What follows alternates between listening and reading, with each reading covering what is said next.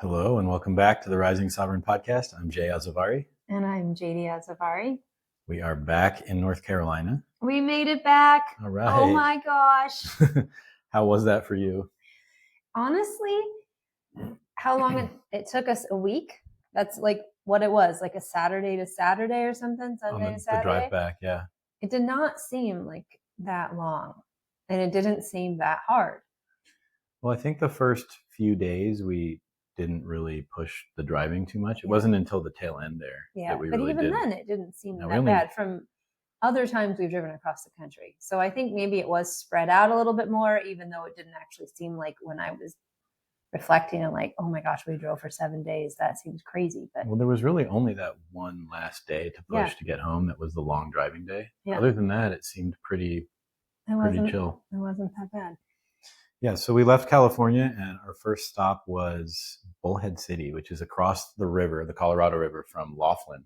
Yeah, so we were in, Laughlin was in Nevada, because it was like California, Nevada, then Arizona. So Bullhead City, and we went there because one of my friends from over a decade ago, before I lived in Nashville, so 14, 15 years ago, just happened to be in Bullhead visiting her parents. So I got to see her. Just happened to be there, Anastasia, while we were already planning on driving right near there. Mm-hmm. So, and that was big for me. It was like a reconciliation to a really significant part of my past when I began my adventures, my schooling, my adult life's vocation with midwifery through the matrona. And Anastasia was how I got connected to the matrona. Essentially, well, there was the step of sacred birthing before that, and sacred birthing's what took me to Hawaii. Lots of layers there that I wasn't anticipating, getting to interact with on like a physical plane reality, right? Yeah. So it was special and unique, and allowed me for a deeper state of reflecting on the past in relation to where we are now, where my life is now. At that point in time, I was single mom. Things were pretty rough. There was a lot of like questions about how I would make it in the world still with little children. My sister's daughter was diagnosed with cancer, passed from cancer all during my time when I was really close with Anastasia. Wow. And I had met Anastasia one time, and I would say this was probably about 10 years ago in Portland. Yeah, when we first were together. And she is a incredibly unique, in touch human being, and will be a guest on this podcast at some point. Yeah, that'd be a great idea. Yeah, because the connection with midwifery, birth, quantum biology. Oh yeah, that's actually how she came back in, because earlier this year we just happened to text, which has happened maybe 3 times in the last decade. And she's like, hey, have you heard about quantum biology? And I was like, yeah, I'm enrolled in the thing and blah. So we've had this really synergistic path since before time in these bodies, moving forward into time and all the very vast ways. But it seems like the path that you have both been on, it parallels each other, because we did have a call with her and her partner sometime maybe around 2021, 2022. There was some really intense stuff going on here. The land, there was all of the operations of different things we had going on, and we did a call with her. The market, And so she showed up in that capacity, and we were able to check in with her and get some advice and some support. So that was good. Sacred birthing is what she's up to now, and that will be a significant return to the world, sacred birthing. So watch for it. So when she comes back on, she'll be here.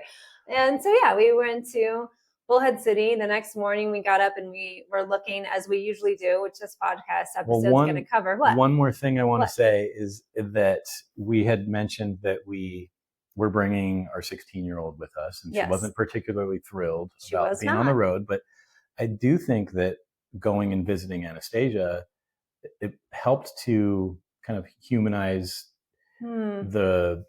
the whole context of the thing in a little bit of a different way, where it was like we weren't just these tyrannical parents. It was... How did Anastasia make us not seem tyrannical? Because she was like a light, because she fun person that came into the mix and was like, Jaydee really has friends. Yeah, and I mean, she was light and positive and was positive with you. She hung out with Jaro. She interacted with Pela, so she helped to add. You're right. I mean, there was like something there that Pela stepped into that was lighter. Yeah, that's interesting. So from there, then one thing that we're going to cover in this episode is highlighting some of the places we found on the road, because we are those travelers, which clearly most people listening to this are also, quote unquote, those travelers who look to find the niche health food store and the coffee roaster that's actually good enough to drink and that little rogue park, all those things while you're traveling. So something that I find fun is finding people like me doing that and hearing about the places that they discover along the way. So we decided to go to Kingman because there was a smoothie shop there. So it was a very small town. Like the kids were, whoa, what's going on here? Kind of small town, and a really old school little health food / smoothie shop where we stopped first. And then we decided to walk around a little bit and found a super cute, it was like the Rosebud Collective. We'll put the links for all these things in the show notes, but Rosebud Farm. So it was this little store that had like a cooperative type quality where there were, different merchants selling their things, all local. They had like a section of beauty and healthcare products that were super, locally sourced, natural. They had like a open-faced cooler with produce, right, from Rosebud Farms and other farms nearby. Then they had cheeses and then jewelry, and we really had a great moment in that shop and showed the lady the dog, our sweet dog that's in so many of our pictures. And what did she respond to you about? She had a dog named Django. She had a dog named Django. Like, what, guys? Yeah. Which Django is the little brown dog in many of our photographs. Named after Django Reinhardt, the gypsy jazz guitar player. Yeah. So from Kingman, we stayed the night. Oh my goodness. No, we made it all the way to Grants, which is in New Mexico. No, what about the Grand Canyon? You're missing all of that. Oh, my bad. So okay. So from Kingman, then we went to the Grand Canyon. Yes, we went to the Grand Canyon, and the children got to experience the Grand Canyon. And they got to pet squirrels. Which was the highlight. I stood my ground, not from the squirrels, but from the canyon. From the canyon. I don't like being up high. Yeah. But it was great. The kids had never seen the Grand Canyon, so that was well worth it. From there, we drove to Flagstaff. And I took y'all to A1 Mountain Road, which is where I lived for a number of months out of my car with a good old-fashioned rainbow hippie gang in the year 2001. Okay. So I re-walked the path of the cedar trees in that area, remembered some different moments in time of sitting and sleeping under the stars, and you guys got to see that. So another moment another of return. My past. And got to show the kids the hostel, which doesn't really exist anymore, but I spent a lot of time in Flagstaff proper. Yeah. Hung out in the streets, parks. Charo got to skateboard a little bit. One of the squares that I used to sit in with my hippie skirt and my dirty friends. And then the next morning we went to Sedona. And at that point, I also started to feel the presence of God with us a little bit more. I know that for most people, there's an ebb and flow to how often we might feel connected to something spiritual or feel that presence like showing up in real time versus it being more abstract. And I had no idea that the chapel. Is it the Chapel of the Holy Cross? That's what's in Sedona up on the hill. It might be that, yeah. That's Catholic. That's a Catholic church. And it so is. we went there, and it was so beautiful. I had a really profound experience, getting a moment of like quiet within the walls of that church and learning the history of it. And it goes back to the 50s, and there was some sort of association with Frank Lloyd Wright. Mm-hmm. I don't think in the final build, but some of the initial planning for the vision. Mm-hmm. And we took a little hike through there with the children, and got to see the Red Rocks and Oak Creek Canyon, where you jumped in the water, felt just like Appalachia for a minute. Yeah. Mm-hmm. And then we drove on to Santa Fe. We stayed the night. That's when we stayed the night in Grants. We stayed the night in Grants, right. And when we were leaving Grants the next morning, we didn't really spend a lot of time. Jaro and I did go find a coffee shop in Grants, and we drove around a little bit, and it was an interesting, there wasn't a lot going on there. There was a lot of hotels that were abandoned.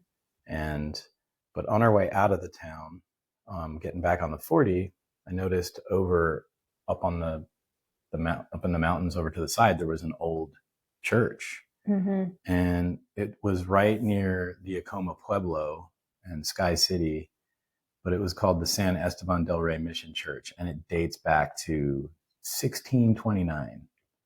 It was really beautiful, cool. Yeah. Up on the hill, like situation.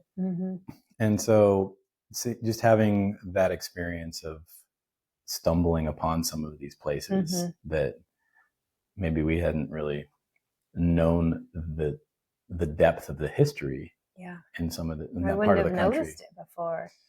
No. In the same way, and trusting the process of how quickly we were able to make it from one stop to the next, or if something glitched a little bit, which then it did upon arrival in Santa Fe, was part of the reason why we wanted to go there, was to support Payla in feeling better about the trip, because one of her friends from OA, the outdoor academy that she went to from January to May, his parents own the hot springs there, Ojo Caliente and Ojo Santa Fe. Right. So we had an inn, to the hot springs, and also an inn with our 16-year-old, because she got to see one of her friends. So she got to hang out with her friend and her friend's family and stay the night there, and we got to go and check out the hot springs. However, for free. However, on our way to the hot springs, we were drawn to get some coffee. Again, sweet little coffee shop. I can't remember that one. We'll put that in Santa Fe. But it was right next door to another very old church. What was that? Because wasn't the oldest church in America, but it was something to that it was the magnitude. Lady of Guadalupe. The Lady of Guadalupe. Was the oldest Catholic church that was Guadalupe. Okay. Centered. Okay. In the United States. It was breathtaking. The experience of walking from the coffee shop, seeing this church, going through the small wooden door that hundreds of people have been going through. Well, there was a giant door. Yeah, and you went through the little one. That they then made a human-sized hole in for people to go in and out of. Seeing the front of the church, then you could still, there were the old walls behind some of the new walls, and it was just amazing.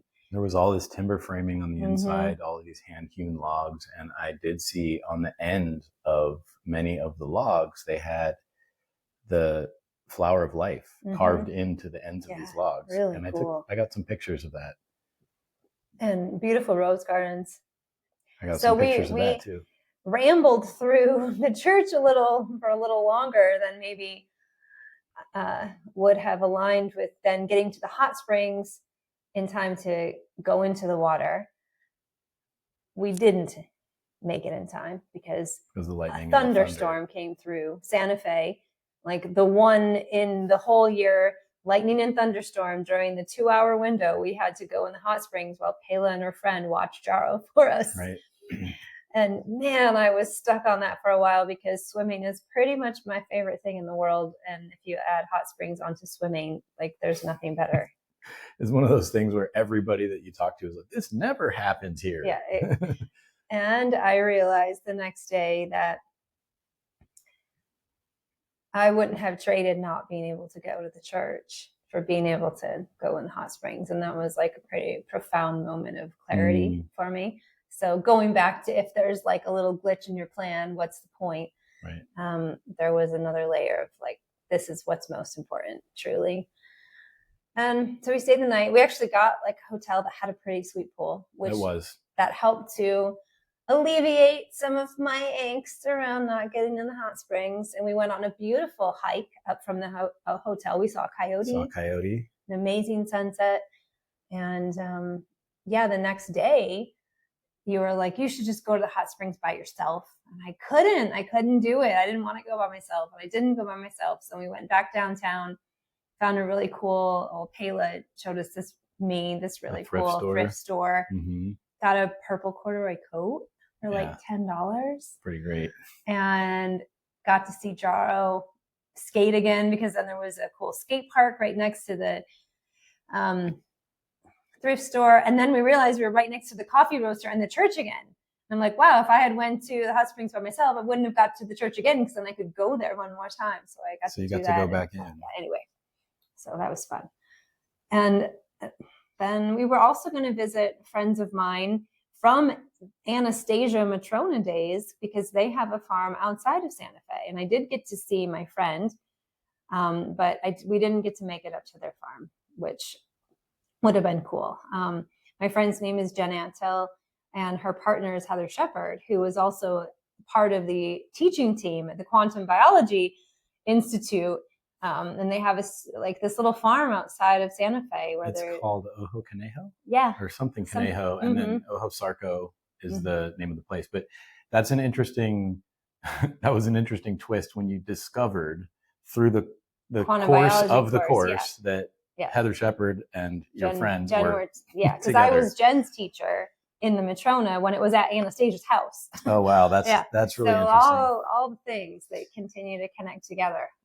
Well, and Santa Fe, I'll just say Santa Fe is really a pretty amazing place. There's also the Basilica. Yeah, I went to Mass there the next morning. The only Mass I made it to in the entire 3 weeks we were traveling. And I actually got to go in there really briefly with Jaro and Pela just to look around just before we were leaving town. And wow, that is quite a place. The stained glass window from the inside of that basilica is something else. Yeah, it was really, really significant and special. And we found a sourdough bread bakery outside of Wild Leven. Yep. Definitely check them out if you're in the Santa Fe area. So then after that, we were leaving and we're like, okay, kids, the rest of this trip is not going to be as fun as the last 3 days. Yeah. As we're moving into Texas and Oklahoma, and it's going to be flat and it's going to be hot. But we left on a note of this incredible double rainbow thunderstorm situation, which they were super inspired by.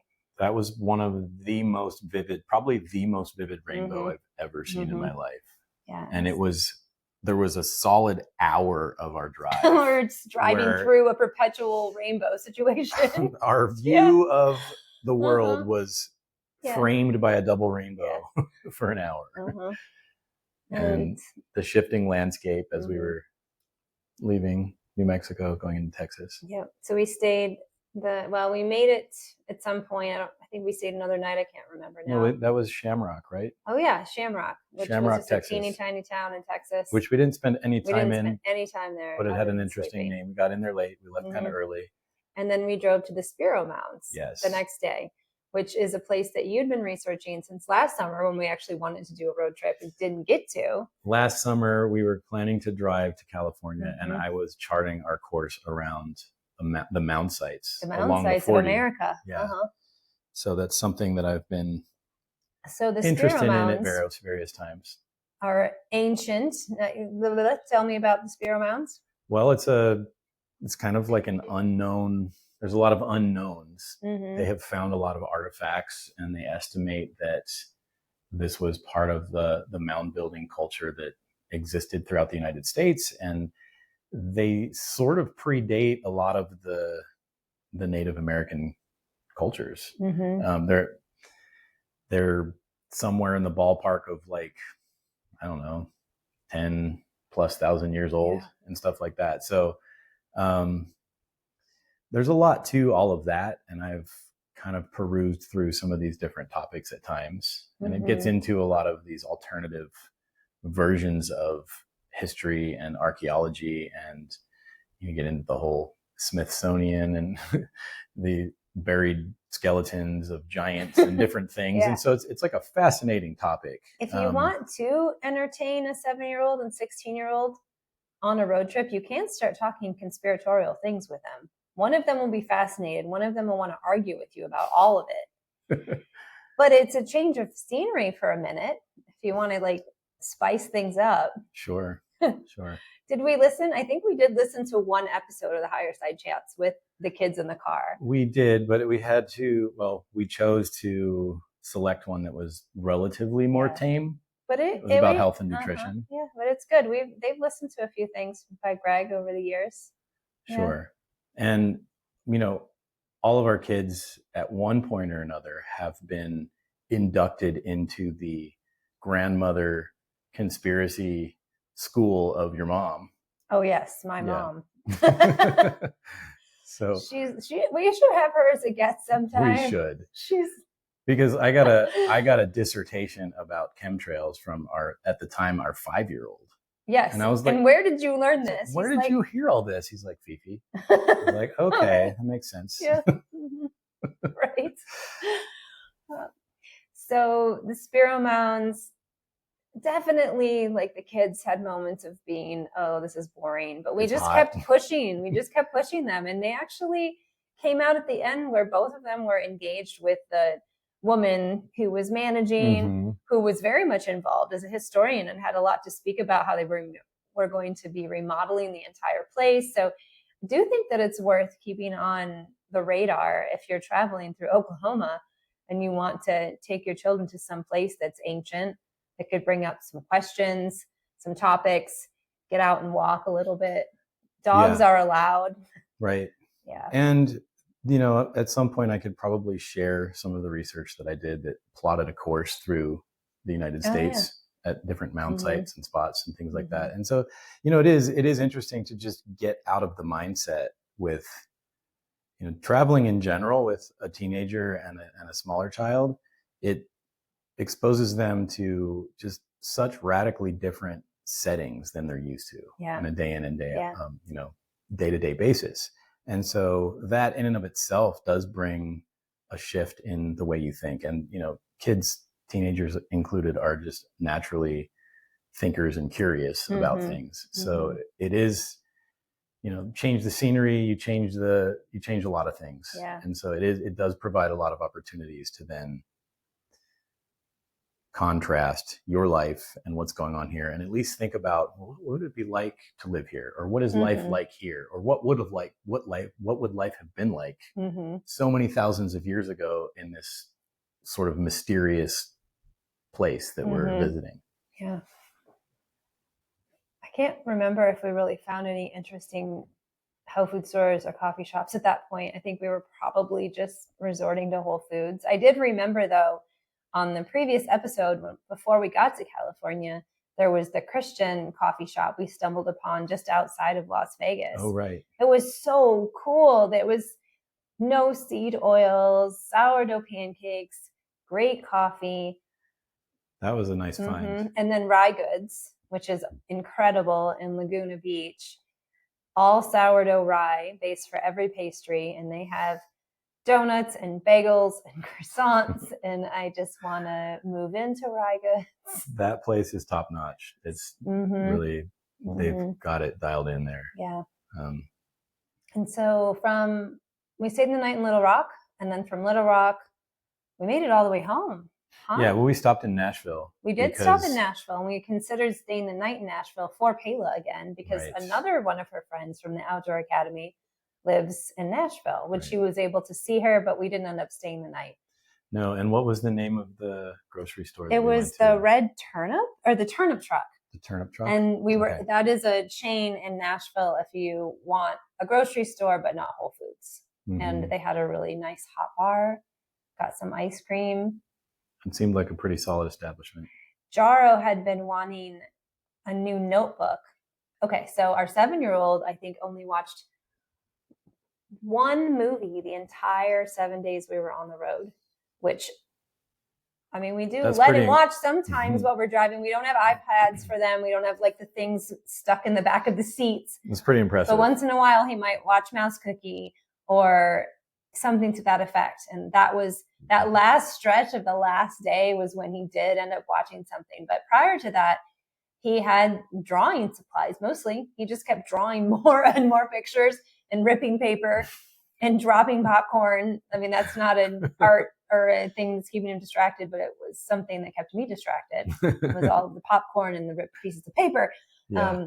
But he just, churned out those drawings to the point where he needed a new notebook. And no place had a notebook that we were going to. So we asked the ladies at the Turnip Truck, and they ended up giving him a little notepad. A little notepad from like the office, because they didn't sell them, which he thought was really fun. Mm-hmm. Oh, and we didn't mention that in Kingman, the woman who was in the shop that we went into, she ended up giving Jaro a bracelet. Oh yeah, she made, because he was looking at them and showing me them, and she said, "Hey, you know what? I made that. You can have it." So it's good to have conversations as much as you can, right, with people, because it opens things up. It opens up. Well, we have the same name for our dog, right? And how are we all, like what you were saying in relation to the children seeing a different environment from what they're used to, and offering to our kids ways to break out of the mundane and the routine to expand their perception of reality. And the way that Jaro has been traveling with us and seeing things as they go, and kind of absorbing some of the troubleshooting process and the problem solving that we inevitably have to go through when we're traveling. And then Payla as well, coming from her program at OA, being really plugged into the interpersonal aspects, and then them going into these different environments and meeting different people. They're both very wide-eyed and awake in the world, and so they're met with something where people can see that and recognize, like, oh, these are like very observant and bright beings. Like you're going to be drawn to talk to them and want to engage with them, and so they get to experience that in these other contexts as well. And so and along the way, they're also watching us continue to work towards the things that we feel are important, like going to see churches, or doing push-ups at gas stations, or skateboarding as often as you can, or walking a little bit extra, even though it's super hot. Right. I mean, I find that when I stop, like when we stop to get gas or at a rest stop or wherever, it's really helpful for me to do some like push-ups or some kind of crawl, or like hop on the skateboard, because like vestibularly, it's like I need to shift from being sedentary in the car. And we're doing enemas in hotel rooms, and they know it. We are doing enemas. We have a whole system of how we can keep up the enemas, the coffee enemas, while we're on the road. We've got the travel enema bags that easier to travel with than the buckets. We buy pre-made organic cold brewed coffee usually. Yeah, there's the Chameleon brand. The Chameleon brand, when we can find it. So we'll get one of those, and that will like be enough for both of us. Distilled water, and we're good. Yeah, and we can make it work. And it's possible. Yeah. And there were a few moments of interpersonal challenge, but I do think for us, like you and I as a couple, having some of the foundations rooted in God and Christianity and Jesus have really helped us get through crunchy times, especially when we're driving or we feel like the other person is not being nice, which then makes the other person feel like they're wanting to justify like the not being nice, then they're not nice, and the shadows just continue to like bounce back and forth. And well, you've especially been good at bringing back some of these ideas and these principles, these guiding principles, and reminding me. Oh, and I'll listen. Sometimes I'll begrudgingly listen and just be quiet for a minute, and then allow it to, sink in and settle. Mm-hmm. So, yeah. And with the kids, I mean, Jaro just gets bored and antsy, but really, like we said, he did so well overall. He did really well. Yeah. Or overtired. Of course, every kid gets overtired, but making sure that they're eating and getting something fun when they can, like knowing that you base your hotel search around what kind of pool they have, which was a new concept for you, but has been the only way I find a hotel for the last 30 years. Interesting. And Payla, it was big for her because she went from the outdoor academy to this trip where she stayed with her mom, then met us in California.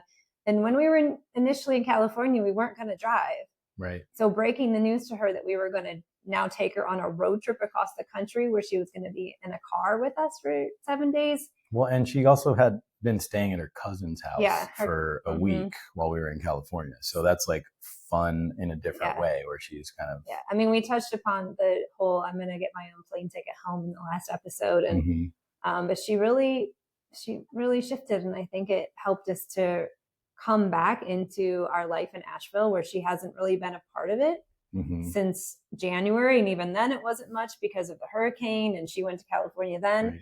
That it allowed us slow motion integration, trapped in a car for a week. To back home. To like have to go through talking to each other, even when you don't want to, because you can't get away from each other when you're in a car and in a hotel room. And without that, I was reflecting on how hard it would have been to just fly back here and then have to reintegrate. There was a lot gained from that time together. Yeah, and it's like car travel in general. I mean, you have to kind of earn your way through the distance in a different way than you do, like even more so if you were traveling on foot or something like that. But it's a lot more honest and in a little bit more real time than a plane ride where in a few hours you've traveled the entire country. Yeah, exactly. And it's hard for you to, for one to catch up to that. So you get a little bit more real time experience in the car. And I think it's really, for me, it's really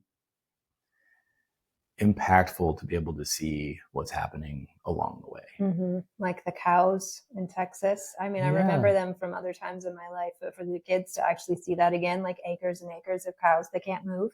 Yeah. Yeah. And then different levels of socioeconomic. Yeah.